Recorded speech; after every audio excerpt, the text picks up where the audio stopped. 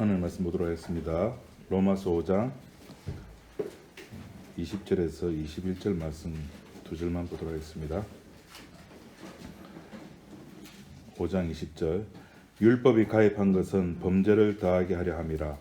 그러나 죄가 더한 곳에 은혜가 더욱 넘쳐나니 이는 죄가 사망 안에서 왕노릇한 것 같이 은혜도 또한 의로 말미암아 왕노릇하여 우리 주 예수 그리스도로 말미암아 영생에 이르게 하려 함이니라. 21절 말씀까지 읽겠습니다.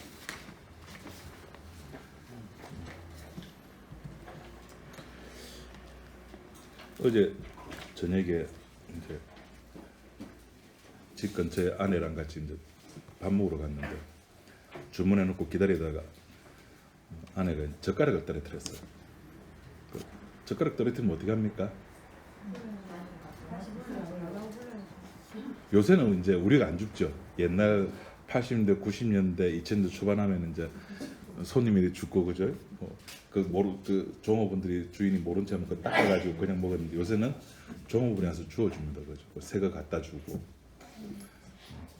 우리가 그 꼬라진 것 같아요.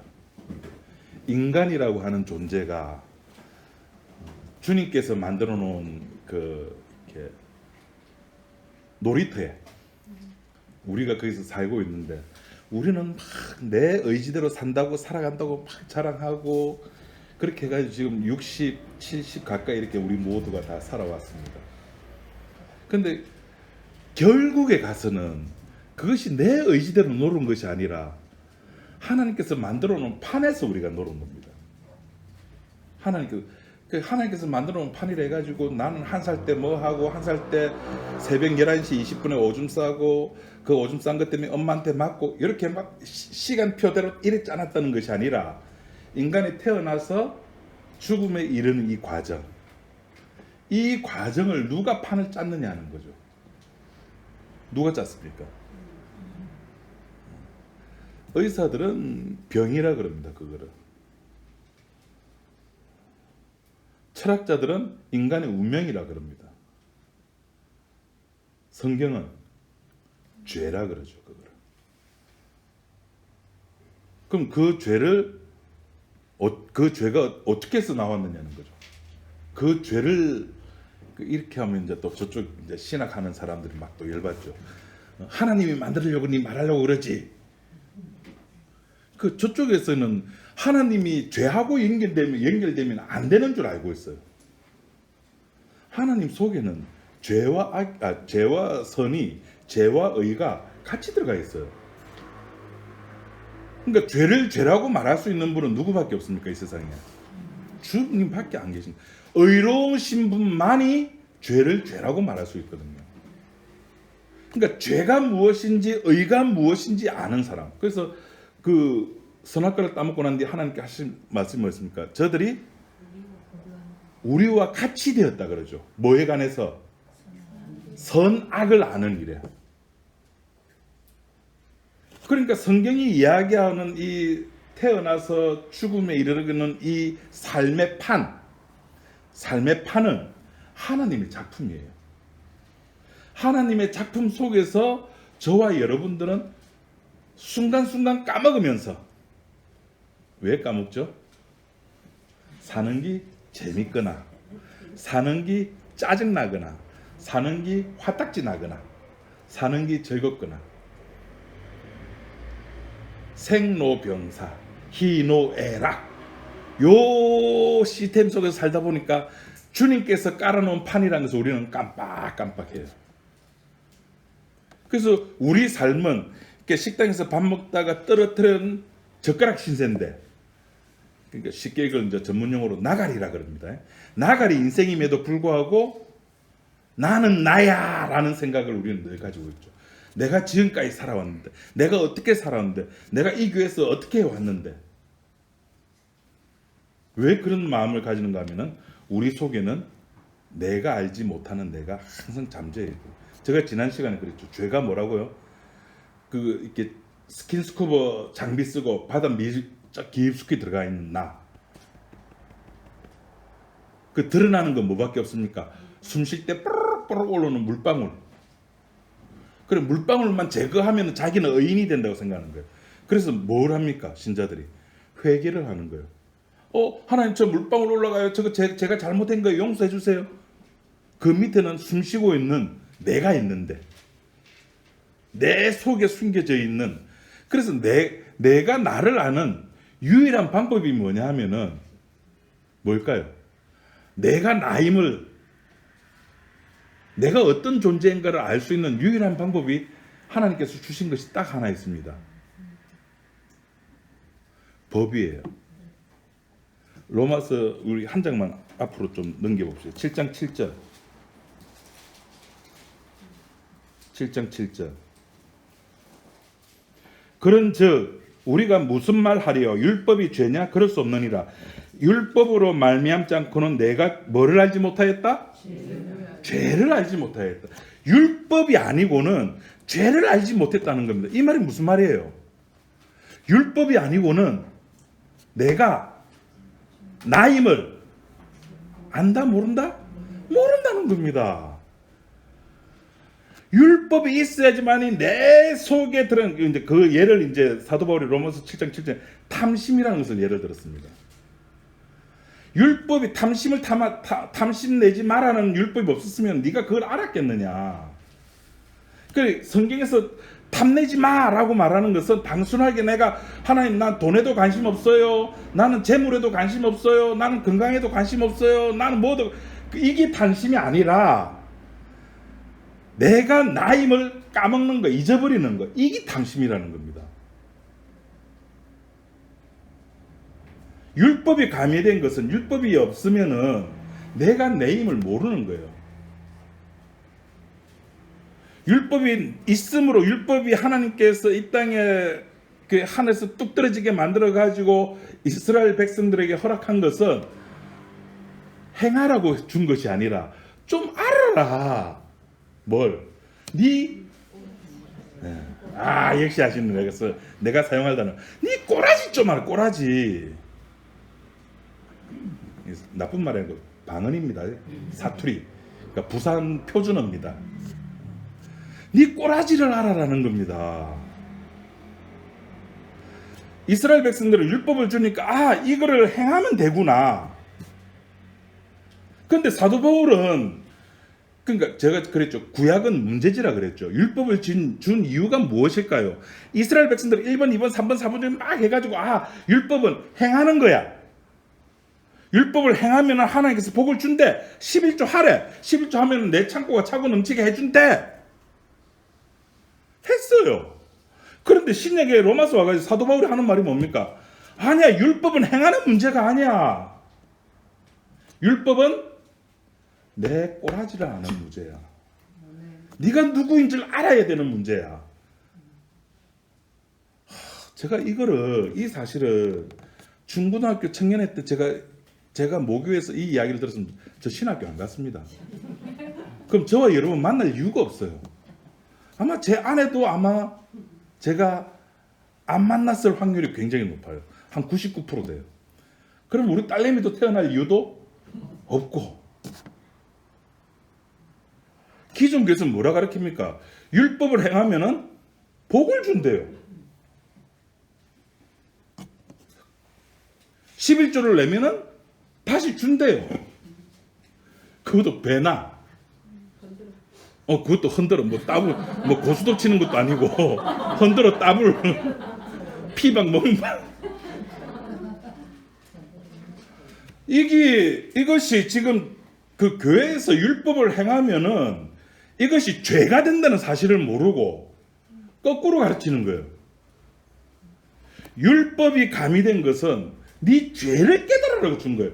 그러니까 여러분 주일날 교회 와야 됩니까? 안 와야 됩니까? 알까리하네. 와야 됩니까? 안 와야 됩니까? 와서 내 죄를 깨달아야 됩니다. 뭐처럼 이제 요 이야기 한번 합니다. 헌금해야 됩니까? 말아야 됩니까? 왜 안 하십니까? 해야 돼요. 하고는 나 했어가 아니라 이건 내도 내 죄인인데. 기도해야 됩니까? 말아야 됩니까? 해야 된다니까.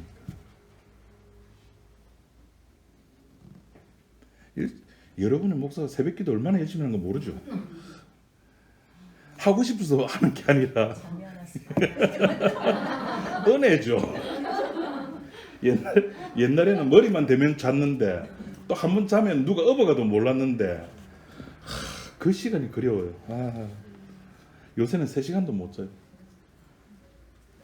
오늘도 꼬박 새고 왔는데 1시 반쯤 돼 자려고 딱 누웠더만은 막 옆에서 이상한 소리가 나가지고 잠을 못 잤어요.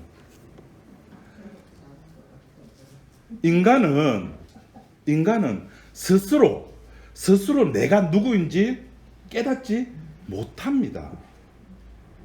우리는 기껏 드라마 보고 영화 보고 눈물 질지면서 그래 사랑은 저런 거야, 그래 부부는 저렇게 살아야지, 그래 부모님은 저렇게 효도해, 부모님께 효도는 저렇게 해야지, 기껏 그 정도죠. 자기가 이렇게 하지 못했던 것들을 드라마나 영화나 책이나 음악이나 이런 것들을 온갖 매스컴을 미디어를 통해 가지고 자신을 반성하는 정도. 인간은요 절대 스스로 이렇게, 그러니까 그게 탕자가 집에 안 나가면은 깨달았을까요? 못 깨달았을까요? 나가야 돼요. 집을 나가야 된다니까요. 집 좀 나가세요, 좀. 나가서 깨달아야 된다니까요. 안 깨달으니까 누가 됩니까? 형이 된다니까요. 아버지. 내 아버지 같이 있었잖아. 뭘 자랑합니까? 내가 아버지랑 있으면서 했던 그 일들이 얼마나 착한 일들입니까? 나는 1회에 3번씩 금식기도 하고 구제도 하고 봉사도 하고 전도도 하고 말씀도 읽고 11조도 하고 뭐도 하고 아버지는 자랑하는 거예요. 근데 탕자는 경험이 있는 거예요. 집을 나갔다가 아버지가 기다리고 있다는 그 사실을 누구를 통해서? 성령을 통해서 그걸 깨닫다 보니까, 알고 나니까 내가 돌아갈 곳은 아버지 집밖에 없구나. 이거는 집을 안 떠나면은, 집을 탈출 안 하면은, 집을 안 나가면은 몰라요. 그 말뜻이 제발 좀 성깔대로 살아라는 겁니다. 제발. 내 속에 있는 교육, 내 속에 여태까지 배웠던 그 인격, 교양, 이걸 억누르지 말고, 또 그렇다고 무조건 화날 때마다 화내라는 이야기가 안 하고,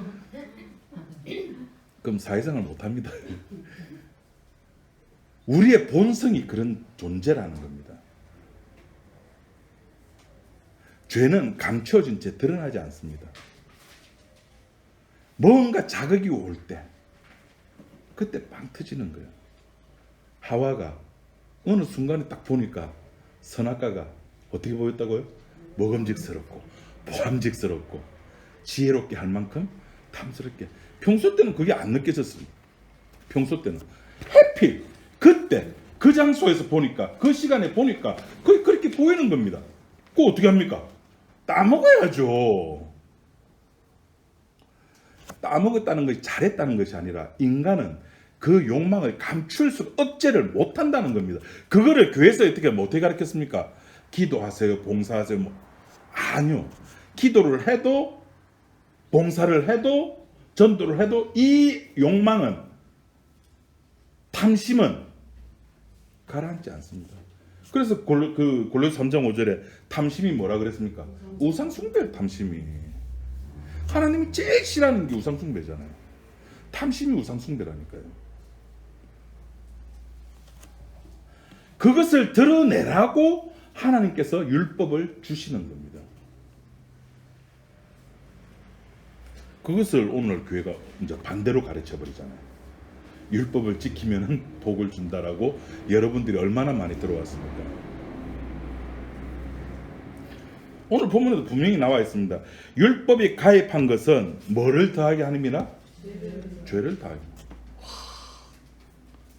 율법이 더하게 된 것은 우리에게 뭔가 좀 더 풍성하게 행하면서 복을 더 받고 이런 시스템인 줄 알았는데, 오늘 로마서 5장 20절에서는 그게 아니라 율법이 가입한 것은 죄를 더하게 하려 함이라.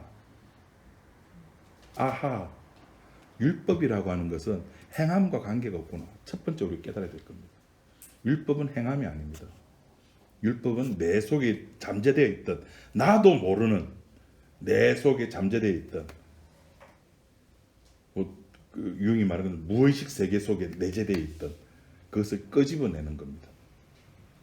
그 어떻게 보면은 내 주변에 있는 모든 것들이, 그러니까 내 남편, 아내, 자식, 뭐 내 돈, 내 통장에 있는 잔고, 주식, 이런 모든 것들 어떻게 보면은 하나님께서 우리들에게 준 현대 율법이에요. 옛날 이스라엘 백성들은 문자로 첫 번째, 두 번째, 세 번째, 네 번째, 뭐 제사 드릴 때는 어떻게 하고 제물 드릴 때는 어떻게 하고 이렇게 했지만은, 요새는 21세기 율법들은 내 주변에 있는 모든 것들이 하나님 율법인 것 같아요. 그런 것들로 말미암아 내 속에 내재되어 있던, 내 속에 억눌려 있던 그 탐심, 욕망들이, 그 욕망이 나쁜 욕망뿐만 아니라 착한, 소위 말해서 선한 욕망, 착한 일을 하고 싶은 욕망까지 포함해가지고 내 주변에 있는 것들로 인해가지고 올라오는 거예요. 그 내 주변에 있는 것들이 뭐냐면 어떻게 보면 미끼예요. 나를 잡아먹으려고. 낚시할 때 보셨죠? 막 먼저 뭐 이렇게 새우 이렇게 해가지고 막 먼저 뿌려놓죠. 물고기 모이라고. 그 막 뿌려놓습니다.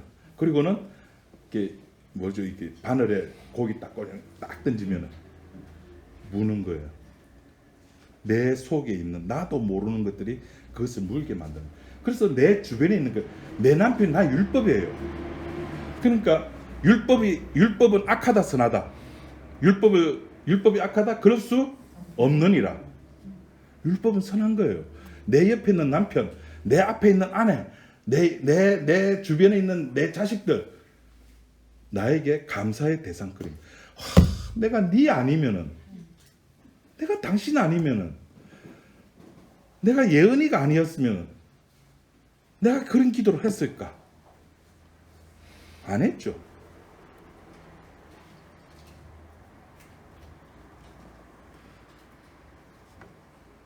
그러니까 우리들은 살아가면서 내 주변에 배치되어 있는, 하나님께서 배치해 두신 이런 모든 것, 심지어 교회조차도 율법이죠.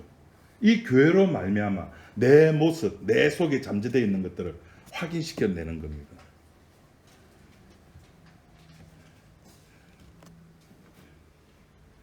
그러니까 이 율법을 통해 가지고 범죄를, 내 죄의 모습들을 깨닫게 만들고, 그 죄의 모습들을 통해 가지고 뭐를 확인한다? 나를 확인하는 거예요.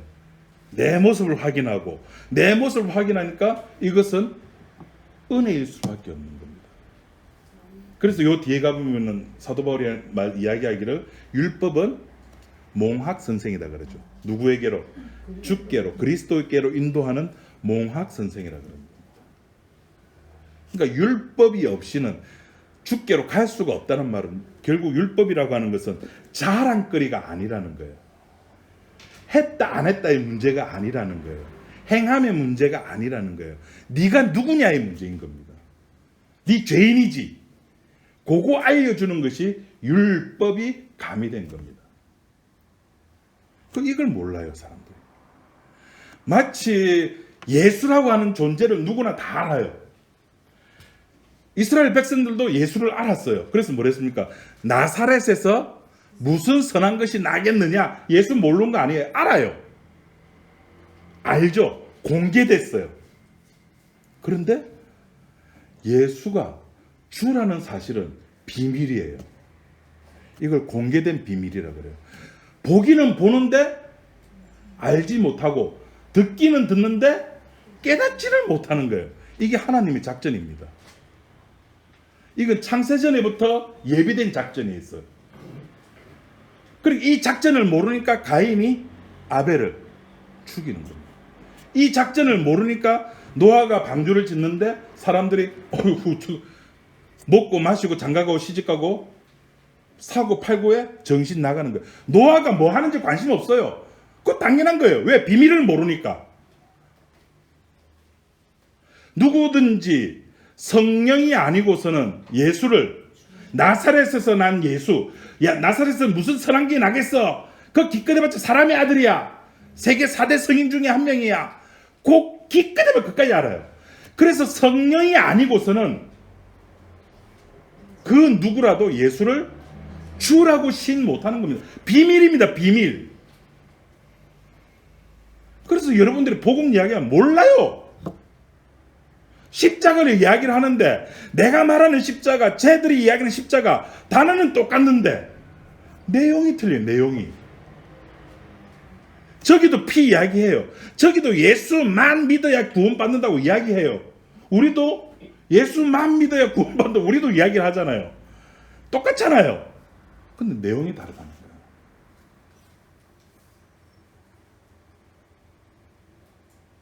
이 공개된 비밀. 성령 율법이 가입한 것은 우리들에게 이런 공개된 비밀을 좀 알아라는 겁니다. 베드로가 배가 고파가지고 고기 잡고 난 뒤에 다른 사람들은 전부 다 관심이 어디가 있었습니까? 물고기가 있었잖아요. 그게 공개된 비밀이 나온다니까. 오로지 베드로만 뭐랬습니까? 주여, 나는 죄인이로소이다. 이상 안 합니까? 옆에 있는 친구들까지 불러가지고 고기를 잡았고 다 있는데 왜 베드로만? 다메섹 도상으로 예수 믿는 놈을 잡으러 가는 사울 하늘에서 우르릉 꽝꽝 쳤는데 누구에게만 그거 천둥 소리가 주의 음성으로 들렸습니까? 누구에게만? 바울에게만, 사울에게만. 공개된 비밀이니까 모르는 사람 몰라요. 아무리 이야기해도 저거 천둥 소리야. 옆에서 개 짖는 소리야. 복음에 관심이 없으면은 십자가는 그냥 자기를 구원해주는 도구에 지나지 않는 겁니다. 우린 십자가가 전부인데 구원받고 난 뒤에 성화를 해야 되고, 성화를 하려면 주의 말씀에 순종을 해야 되고, 주의 말씀에 순종하려고 하면 먼저 주일날 교회도 나와야 되고, 예배 참석하고 봉사도 해야 되고. 내용이 틀린 거죠. 십자가는 그런 것들이 아니잖아요. 십자가는 나의 문제가 아니잖아요. 내가 거룩하니 너희도 거룩하라는 것은 누구의 숙제라고요? 누가 거룩하게 만든다고요? 내가 거룩한 백성이 되어야지? 아니요. 주께서 거룩한 백성을 만드십니다. 주께서 만드시는 거예요. 내가 만들어지는 게 아니에요. 나는 그냥 피동태예요. 수동태예요. 나는 가만히 있는데 주께서 나를 거룩한 백성이라라고 하는 겁니다. 에이, 목사님 그래도 저기 유월절 때 이스라엘 백성 자기 손으로 이렇게 피 내고 그걸 문설주와 임방이 이스라엘 백성 지가 스스로 발랐잖아요. 그 스스로 바르는 자기 어떤 행함이 있어야 되잖아요. 그게 자기 행함입니까? 그게 자기 행함이에요? 제가 말씀드렸잖아요. 누가 제일 힘이 없게 보이나? 다현이 다음은 좀 셀 것 같고. 우리 김옥정 선생님 제가 끌고 가면은 끌려올까요? 안 끌려올까요? 그래도 저는 세 자리인데. 끌려오죠. 그거예요.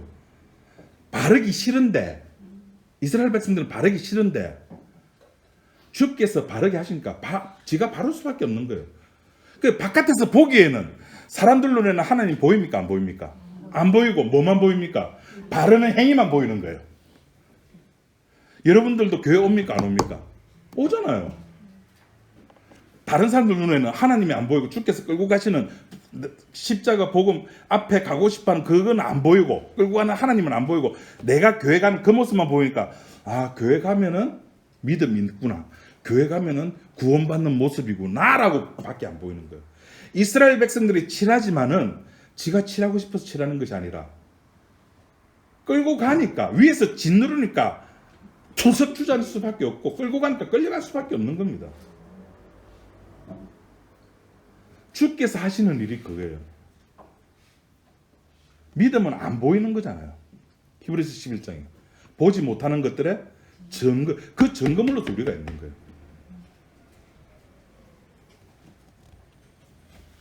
그래서 주님께서 우리들에게 하시는 말씀이 뭡니까? 십자가로 말미암지 않고는 아버지를, 십자가 영이 성령이 아니고서는 이 공개된 비밀에 대해서 그 누구도 알지 못하는 요 사실. 그래서 이것이 은혜라는 겁니다. 일한 자에게는 그것이 삭스로 다가오지만은 일하지 아니한 자에게는 이게 은혜라는 겁니다. 은혜. 그러니까 은혜가 있으니까 아버지, 나는 아버지 아들이라 감당치 못합니다라고 이야기하는 거죠. 그래서 아버지가 아들에게 옷 입혀주고 반지를 끼워주죠. 이 아들이 반지를 볼 때마다 뭘 생각합니까? 아, 내가 집 나갔지. 내가 집 나간 놈이지. 그걸 우리들에게 흔적을 남겼죠. 예수의 흔적. 우리의 몸에다가 예수의 흔적을 남기고 그걸 표시내기 위해서 세례라는 것을 우리가 받았습니다. 또 그거 가지고 침례가 맞니 세례가 맞니, 물에 풍덩 들어갔다가 3초 만에 나와야 되니 4초 만에 나와야 되니 약식 세례가 맞니? 이 신학자들은 그거 가지고 싸웁니다. 어느 게 맞느냐?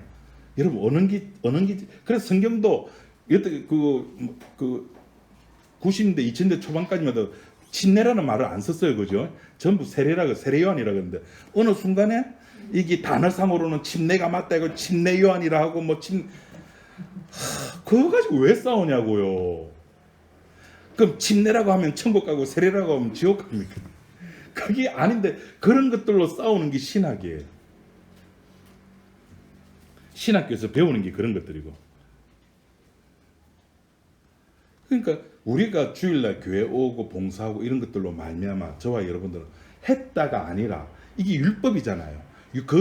왔다 봉사했다 뭐 했다는 걸 통해 가지고 내가 내 속에 잠재되어 있던 탐심이 드러나야 되는 겁니다. 내 속에는 그런 작용들을 하기 위해서 오늘 교회가 있고 내 옆에 남편이 있고 아내가 있고 자식이 있고 내 돈 문제, 자식 문제, 직장 문제, 1년 후에 어떻게 살아갈까, 2년 후에 어떻게 살아갈까, 3년 후에 어떻게 살아갈까, 온갖 우리는 미래에 대한 걱정으로 가득 차 있는 내 모습. 그게 십자가와 반대되는, 십자가와 정면으로 배치되는 내 모습이라는 거죠. 걱정하지 말랬잖아요. 참새가 걱정하는 거 보셨습니까? 와, 요새는 저기 해수욕장에 가면은, 송정 해수욕장에 가면은 갈매기가 많을까요? 까마귀가 많을까요? 와, 해수욕장에 왜 까마귀가 그래 많습니까? 갈매기가 많아야 되는데. 놀다가는 쓰레기를 막 버리고 가는 거예요. 그 밀락 수변공원. 새벽에 드럼 띄운다 가서 막 이렇게 보면 쓰레기다 막 찍고 저희들 그 봉사활동 한다고 하면 까마귀들 그래 많습니다. 먹으려고. 모여드는 거예요. 한 곳에 탐심할 만한 것이 있으면 우리의 모든 것들이 거기에 집중됩니다. 그 우리에게 집중되는 것은 한 가지는 뭘까요? 삶. 내가 살아가야 돼. 나는 살아야 돼. 나는 죽으면 안 돼. 이게 우리들을 꽉 잡고 있잖아요. 그래서 어떻게 하든지 살아가려고 하는 거예요. 어떻게 하든지. 그것이 살아가는 삶의 모습을 우리는 문화라고 이야기하고 삶의 양식이라고도 사회학적으로는 이야기하지만 성경에서는 그걸 한 글자로 죄라고 이야기하는 겁니다. 그러니까 먹고 마시고 시집가고 장가고 살고 팔고 이게 문화잖아요. 이것이 뭐라? 죄가 되는 거예요. 오늘도 점심 우리 권사님께서 맛있는 거 준비를 하시는데 냄새가 막 푸르푸르 납니다. 저기 내가 살려고 하는 내 죄의 모습이라는 거죠. 이것을 성령이 아니고 누가 알겠느냐고요. 우리가 하루 3끼를 먹는데 먹을 때마다 이것이 죄라는 것을 우리가 누가 알겠느냐고요.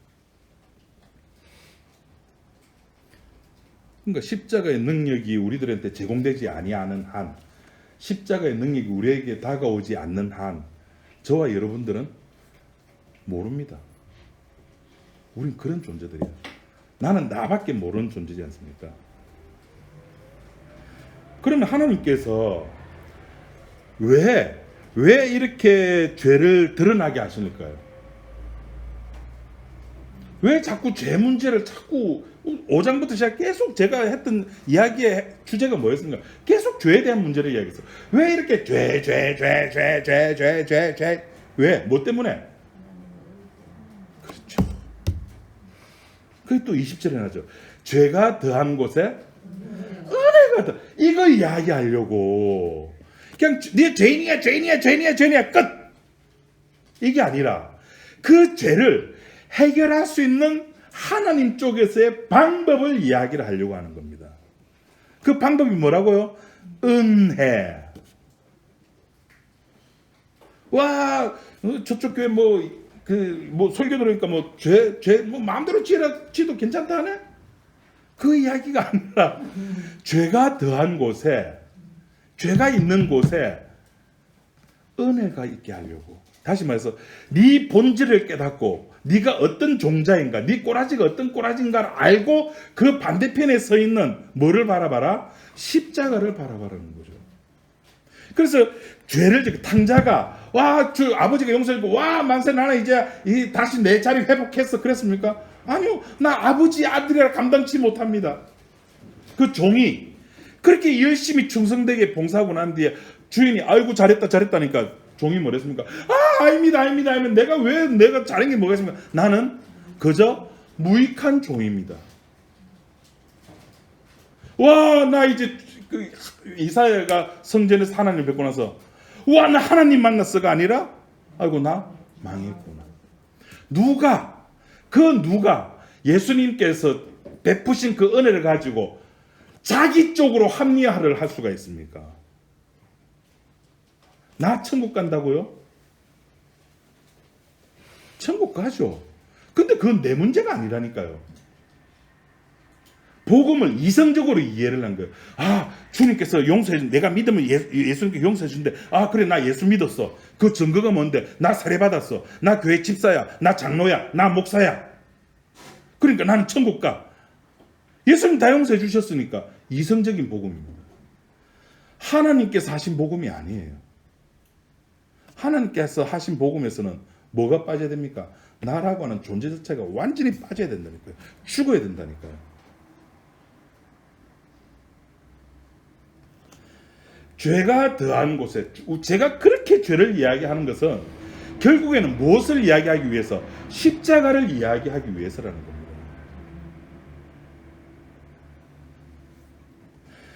하나님의 은혜라고 하는 것은 자신의 죄를 깨달은 사람에게, 그 피의 가치가, 그 피의 효용이, 죄 용서가 있게 되어지는 것이지, 그것도 아니고 그냥 그 무리 속에 있다고 해가지고 용서받는 것은 아닙니다.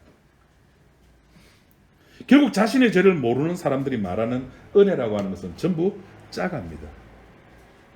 그래서 여러분들 요새도 또 그런 간증, 새롭게 하소서 그런 간증이 나오는 거 모르겠습니다만, 막 간증 같은 거 하면서 그 간증의 핵심은 가만히 들어보면 예수님이 맞아요. 그런데 그게 은근슬쩍 따라 붙는 게 있죠. 내가 따라 붙는 거예요. 그렇게 힘든 가운데 내가 11조를 했더니만, 그렇게 힘든 가운데 철학 기도를 하고 새벽 기도를 했더니만, 그렇게 힘든 가운데 주님이 주신 직분을 잘 감당했더니만, 그렇게 힘든 가운데 이래 했더니만 주께서 도와주셔서 다시 재기했습니다. 우리가 들었던 천편일률적인 간증의 패러다임 아닙니까? 구조 아닙니까? 십자가가 아니라 십자가를 탐내는 거예요. 십자가라는 것을 자기 이익을 위해서 빌려오는 거죠. 차용하는 겁니다. 십자가, 하나님 능력, 내가 지금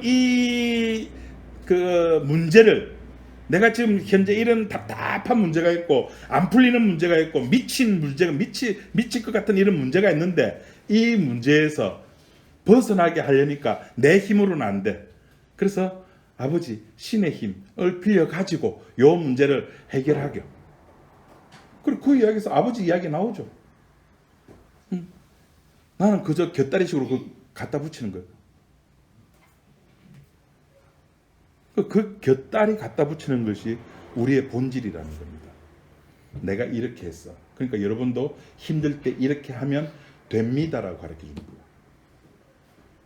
그러면 그것은 방정식이 되는 거죠. 방정식이라고 하는 것은 X에다가 어떤 값을 대입하더라도 그 답이 나오는 거. 상황이 사람들마다 다 다른데 그 다 다른 상황 속에서 문제를 해결하기 위해서는 예수님으로 말미암아 내가 그 문제를 해결했다는 그 답을 얻기 위해서는 오로지 하나, 주를 위한, 주께 향한 나의 열심과 봉사와 충성, 그거를 거기에 그 자리에만 대입만 하면은 답은 언제나 문제 해결로 나오는, 그걸 가르쳐 주는 것이 종교입니다. 그 교회고, 주의 은혜를 받은 사람은 하나같이 나는 받을 자격이 없는데요가 나오는 거죠. 누구나. 왜 나에게? 그래서 자기가 살아있는 사람이 주를 만날 수는 없는 겁니다. 그 사람은 내가 살아있는 채로 주를 만나면 결국엔 그 사람은 다시 돌아갑니다. 어떻게 돌아갑니까? 근심하며 돌아갑니다. 부자 청년이 주님께 왔다가 결국에는 자기를 버리지 못하니까, 성령께서 그 비밀을 알려주지 않으니까 근심하며 돌아가게 되는 거예요.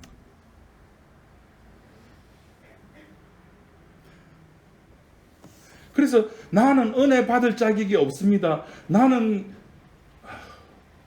이거 욕 아닙니다. 나는 개 같은 자식입니다. 라는, 그걸 개 같은 자식을 세 글자로 뭐라 그러죠? 제가 말 안 했습니다. 제가 말 안 했습니다. 저는 여러분이 하셨던 말을 그대로 하겠습니다. 개새끼. 주의 성령을 받지 않고는 내가 개새끼라고 고백을 못합니다.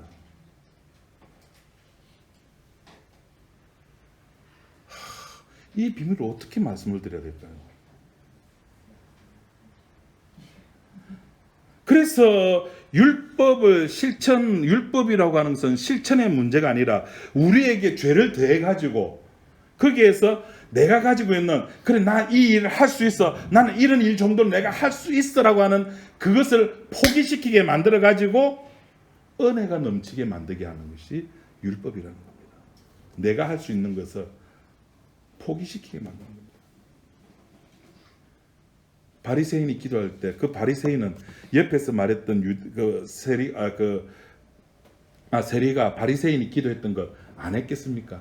1년 365일 거짓말만 하고 봉사도 안 하고 금식도 안 하고 구제도 안 했을까요? 모르는, 성경에는 그 세리가 기도한 내용은 그저 주여 나는 죄인으로서밖에 안 나오니까. 그러니까 세리도 유대인의 한 민족 중에 한 사람이죠. 1년 365일 죄만 지었을까요? 저는 아니라고 봅니다. 그런데 세리가 기도한 것은 나는 죄인입니다. 니는 내가 목말랐을 때, 내가 갇혔을 때, 내가 헐벗을 때 돌아봤고 물을 줬고 옷을 줬다라고 하는데 뭘 했습니까? 아니요, 제가 언제요? 라고 말하는 겁니다. 바로 그 모습이 성령이 임하지 않고서는, 그것이 은혜가 넘치는 모습입니다. 성령이 임하지 않고서는 그런 주님께 대한 질문에 대한 대답이 나올 수가 없는 거죠.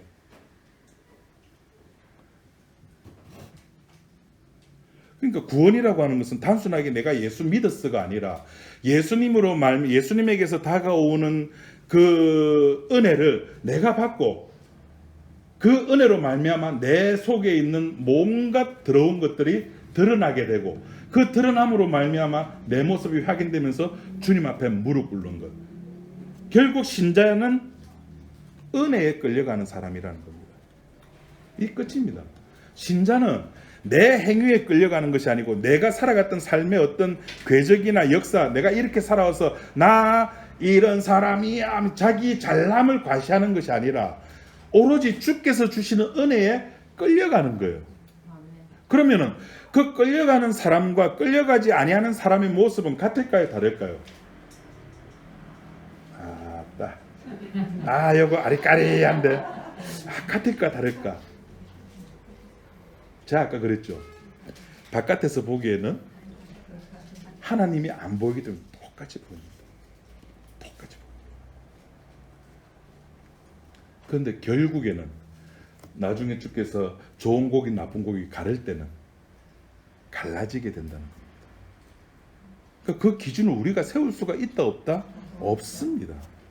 그래서 그것을 은혜라는, 내가 기준을 세울 수 없기에 그것을 은혜라고 하는 거예요. 그래서 주일날 한 번 모여도 괜찮아요. 주일날 안 와도 괜찮아요. 헌금 안 해도 괜찮아요. 그런데 헌금을 하셔야 된다라고 제가 이야기했죠. 뭐 때문에? 다음 주에 한번 기대해 봅니다. 우리는 예? 우리는 은혜에 끌려가는 자입니다. 그 은혜에 끌려가는 자를 오늘 본문 21절에서는 이렇게 표현하고 있습니다. 기가 막힌 단어, 기가 막힌 세 글자. 누가 한번 찾아보실래요? 21절에 있습니다. 은혜에 끌려가는 자를 딱 세 글자로 바울은 이렇게 표현했습니다. 와, 역시 왕노릇. 은혜가 왕노릇. 왕이 가자는데 안 갈, 당장 대령하라 하면은 와야 돼요. 네 죄를 알렸다. 아닌데요, 모르는데 나 안 했습니다. 안 했다 하더라도 왕이 했다면은 한 거예요. 사약을 대령하라. 먹고 죽어야 되는 겁니다. 그게 왕이에요. 은혜가 왕노릇 한다는 말은 은혜가 당신의 택자를 끌고 가는 겁니다. 그런데 그 왕은 눈에 보인다 안 보인다? 안 보이는 거예요. 그러니까 지난해나 똑같이 보이는 거예요. 지도 먹고 사고 팔고 시집가고 장가가고. 지금 제 딸내미, 제 아내 머릿속에는 예언이 좋은 신랑감 만나야 되는데 그걸로 가득 차 있습니다. 아빠 죽지 마. 딸내미 시집가는 거 보고는 죽어야지. 아들 손잡는 거 보고 죽어야지. 똑같습니다. 그런데 은혜가 왕노릇을 한다는 거예요.